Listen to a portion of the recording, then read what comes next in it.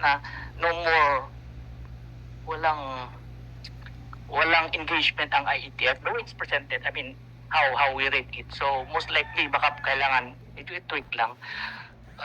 Baka yung declaration of WHO will form part as the trigger for the Secretary of Health to declare a public health emergency. In that way, the IATF will now be convened.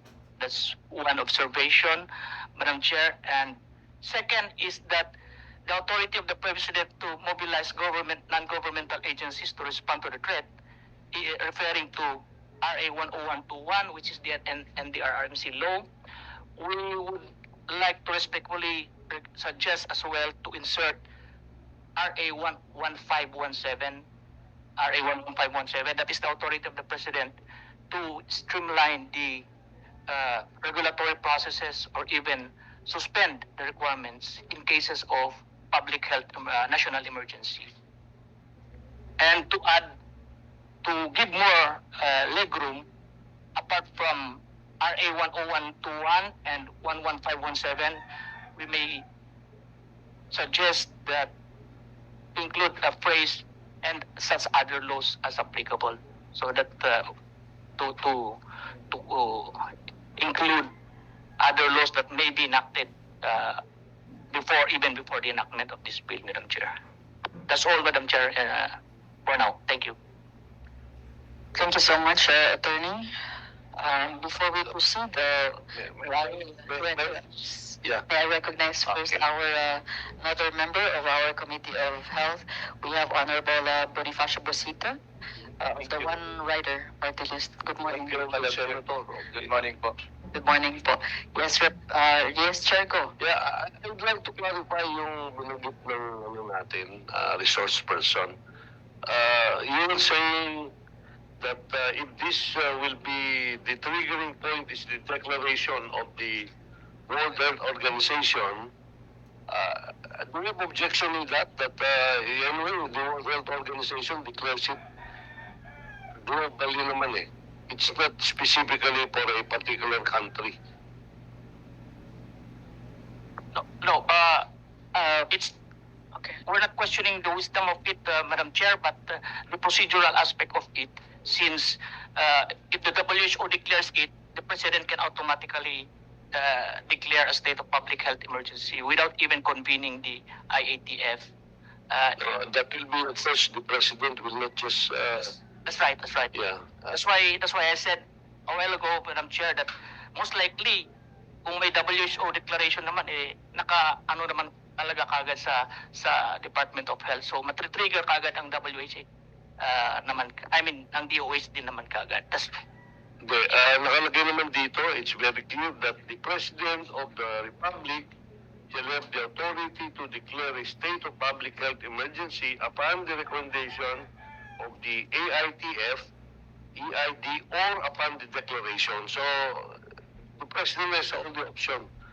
And even if there is a declaration by the World Health Organization, the President may not declare a state of emergency, as he determines based on recommendation of the appropriate agencies, health agencies in the country.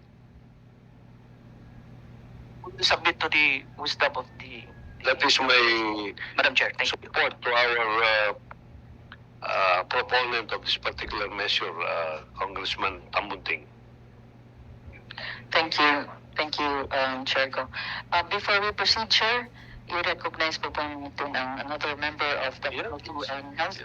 We have a representative, Honorable Jane Castro of the 2nd District of Capiz. Good morning. Yes, Chair, you can proceed. Any further clarifications? Yeah, I think I just want to clarify the statement indicated in Section 2, which is actually an amendment to Section 7 of Republica 11332. Yes, thank you so much, Chair. May we proceed to the other resource persons who might have also the manifestation regarding this bill from the Department of Budget and Management. We will call on Ms. Yvette Gong. Is she around? Yes. Thank you. You may proceed. Good morning, Madam Chair, and to the honorable members of the House Committee on Health, as well as to all resource persons present today. I am Yvette Maclang po from the Budget Information Legislative Service of the DBM. Madam Chair, while we are still studying the provisions of the proposed House bill, the department recognizes its intent to amend RA 11332, notably including salient provisions such as the establishment of subnational laboratories in all DOH-run hospitals, DOH-run regional hospitals, and the establishment of epidemiology and surveillance units in the LGUs, as this seeks to enhance diagnostic and testing capabilities, ensuring timely detection and management of diseases. Additionally, this will also strengthen the government's capacity to monitor, investigate, and control public health threats effectively, especially in the local level. On the provision to establish subnational laboratories, may we kindly note that the position, classification, and organizational structure of this be subject to the review and evaluation of the DBM. And as for the management and operation of these, may we kindly defer po to the DOH on the matter. As for the provisions to establish epidemiology and surveillance units in the LGUs, it is understood that this will be operated and supervised by the local government units concerned. In this regard, we would like to defer to the League of LGUs on the matter po. That would be all for our initial comments, Madam Chair, and we will provide more insights po in our finalized position paper for the consideration po of the committee. Thank you very much po. Thank you so much. May we now call on and proceed to will we call on Mr. Robin Lim once again from the Department of Interior and Local Government? Thank you very much, Madam Chair, and to the honorable member of the committee. The department welcomes this development on amending the previous the existing law. While we are still going through with the proposed amendments, may we just want to highlight a few things. Number one, we are in support that all local government units must establish their respective local epidemiology and surveillance unit with career positions, with career positions of disease surveillance officers and other health-related professionals, because we have learned this from the pandemic, from the COVID-19 pandemic, that we lack these health professionals, and we actually mobilize several local functionaries to firm up the contact tracing operations. In addition to that, Madam Chair, I would just like to bring your attention to the proposed amendments, particularly on item I, that the DOH shall establish hotlines and other forms of access where the public can report notifiable diseases and health events of public health concern. It is just a humble suggestion to the committee that maybe want to consider integrating such system of reporting these diseases to the existing hotline numbers of the local government units, so that all of the community can actually report it to not just to the DOH hotlines, but to the existing hotlines that our local chief executives have actually established. That includes the 911. And with that, it is humbly suggested that the DOH shall create or develop guidelines streamlining that integration process on how this reporting system through calls may be enacted. With that, Madam Chair, and to the body, the department will submit its official position paper. Thank you very much. Thank you so much, Mr. Lim. Do you have any clarification, Chair Go? Yeah, well, this is not a clarification, but the concern of the ILG, as stated, is already included in the letter I of the proposed amendment. As it says here, the DOH shall establish hotlines and other forms of access where the public can report notifiable diseases and health events of public health concern. So nandun na yun, and other forms of access. So that would address your concern, if I may interpret the provision as indicated in this proposed House Bill 3863, Madam Chair. Thank you, Chair Ko. Would you like to respond, Mr. Lim?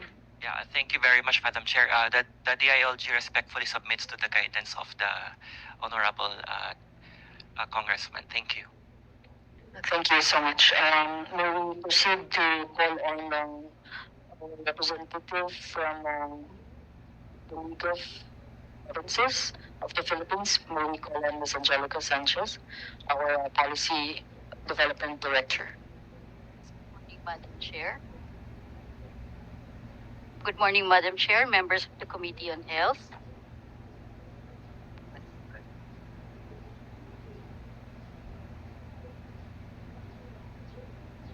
So, Madam Chair, the League of Provinces of the Philippines support the amendment of RA 1132. However, Madam Chair, we just have certain points. We would also, with deference to our colleague from the DILG, we would like to take a different position regarding their proposition for a plantilla positions for the members of the local epidemiology surveillance unit. Because firstly, Madam Chair, we have a provision in the local government code that limits the spending for personal services to 45 to 55%.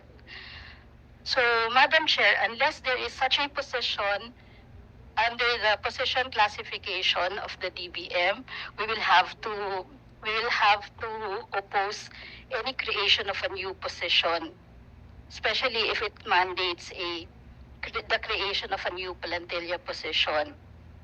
And then, secondly, Madam Chair, in terms of relative to Section 8, Section 3 for the amendment of RA 1332, for the amendment of Section 8 of RA 11332, may we request a provision there which provides that the DOH shall provide support through the HFEF for the procurement of, especially for the procurement of logistics and laboratory supplies, Madam Chair, because I think this is going to be one of the challenges to be faced by lower income LGUs.